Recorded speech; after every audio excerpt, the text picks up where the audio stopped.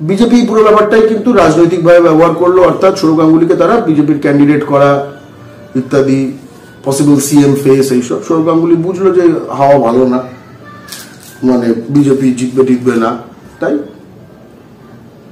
উনি ব্যাপারটা থেকে রিটায়ার করলেন এবং যার ফলে আদানির ফরচুন তেলের কদিন খুব নামটাম খারাপ হলো। আমি আশা করি সৌরভ গাঙ্গুলি মানে আরোগ্য কামনা করি এবং তার হৃদয়ে তার শরীর সব সুস্থ থাকুক। মমতা বন্দ্যোপাধ্যায় একটা সময় সৌরভ গাঙ্গুলিকে ক্রিকেট একাডেমির জন্য জমি টমি ইত্যাদি দিয়েছিলেন, কিন্তু ভাই সৌরভ গাঙ্গুলি যদি সিএবি প্রেসিডেন্ট হয়ে পশ্চিমবঙ্গের প্লেয়ারদের বাংলা দলে না ঢোকাতে পারেন তো ওই ক্রিকেট একাডেমিতে লোকে যাবে কেন? ওই অমিত শাহ ছেলেটা কি জয় শাহ, সে হলো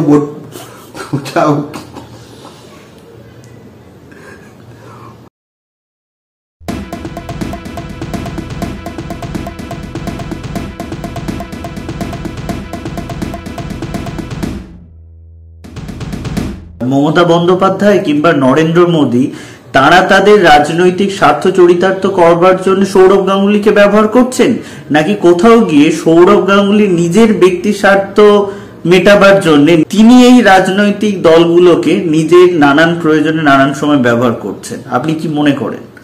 এটা দ্বিপাক্ষিক, এটা ইউজ অ্যান্ড বি ইউজড, ঠিক আছে? এটা দ্বিপাক্ষিক। কোন রাজনৈতিক দল একটা সেলিব্রিটিকে চায়, আবার এই রাজনৈতিক ক্ষমতা যাদের হাতে আছে তার ফলে যে সুবিধা প্রাপ্ত হওয়া সেটা সেই সেলিব্রিটি চায়। এটা একটা সেই সংমিশ্রণ। বিজেপির ক্ষেত্রে ওই অমিত শাহ ছেলেটা কি জয় শাহ, সে হলো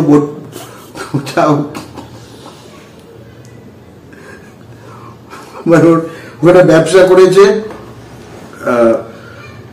600-700% তার রিটার্ন, না 6000% রিটার্ন, বুঝতে পেরেছেন? তো একটা অভিজিৎ গাঙ্গুলিকে প্রশ্ন করা হয়েছিল ভগবানকে যে আপনি জয়েশ রায় এত টাকা করে ফেললো কোন জাদু বলে? তো উনি বললেন যে শেয়ার ট্রেডিং এর মাধ্যমে। তো আমার কথাটা হচ্ছে যে ভাই শেয়ার ট্রেডিং এর মাঝে মাঝে এখন ইউটিউব খুললে দেখবে না, শেয়ার ট্রেডিং সহজে শিখো এরকম টাইপের সব অ্যাড আসে। তো জয় সাথে ওটা স্কুল খুললে পারে, 6000% না হোক অন্তত 60% রিটার্ন হলেই অনেকে খুবই খুশি, তাই না? তো একটু মেথডটা একটু বলে দেওয়া হোক, 6000% রিটার্ন। তারপরে দেখা গেল যে বিজেপি পুরো ব্যাপারটাই কিন্তু রাজনৈতিকভাবে ব্যবহার করলো, অর্থাৎ সৌরভ গাঙ্গুলিকে তারা বিজেপির ক্যান্ডিডেট করা ইত্যাদি, পসিবল সিএম ফেস, এইসব। সৌরভ গাঙ্গুলি বুঝলো যে হাওয়া ভালো না, মানে বিজেপি জিতবে টিকবে না, তাই উনি ব্যাপারটা থেকে রিটায়ার করলেন এবং যার ফলে আদানির ফরচুন তেলের কদিন খুব নামটাম খারাপ হলো। আমি আশা করি সৌরভ গাঙ্গুলি মানে আরোগ্য কামনা করি এবং তার হৃদয়ে তার শরীর সব সুস্থ থাকুক এবং আদানির পশ্চিমবঙ্গের বাজার খারাপ হোক, দুটোই আমি যুগপথ চাই, একই সাথে হোক, যে আদানির অবস্থা পশ্চিমবঙ্গে খলখলে হয়ে যাক এবং সৌরভ গাঙ্গুলির স্বাস্থ্য, হৃদয়, সবকিছু, চেতনা, মস্তিষ্ক সব সজাগ এবং সুন্দর এবং স্বাস্থ্যবান থাকুক। মমতা বন্দ্যোপাধ্যায় একটা সময় সৌরভ গাঙ্গুলিকে ধরুন ওই ক্রিকেট একাডেমির জন্য জমি টমি ইত্যাদি দিয়েছিলেন।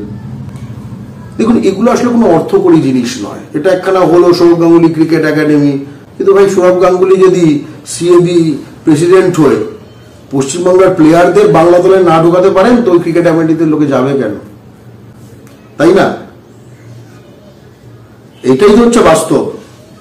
আমরা ভাই সেই জিনিস চাই যার থেকে রেভিনিউ আসে। দেখুন, একটা ক্রিকেট একাডেমি কি হবে? বাঙালি গিয়ে টাকা দেবে। আমরা চাই যে বাঙালি সেই মাল তৈরি করুক যেখানে তার নিজের এখানে একটা অর্থনৈতিক সার্কুলেশন হোক, সামথিং অফ ভ্যালিউ, একটা ভ্যালু এডিশন হোক, আসল প্রোডাক্ট।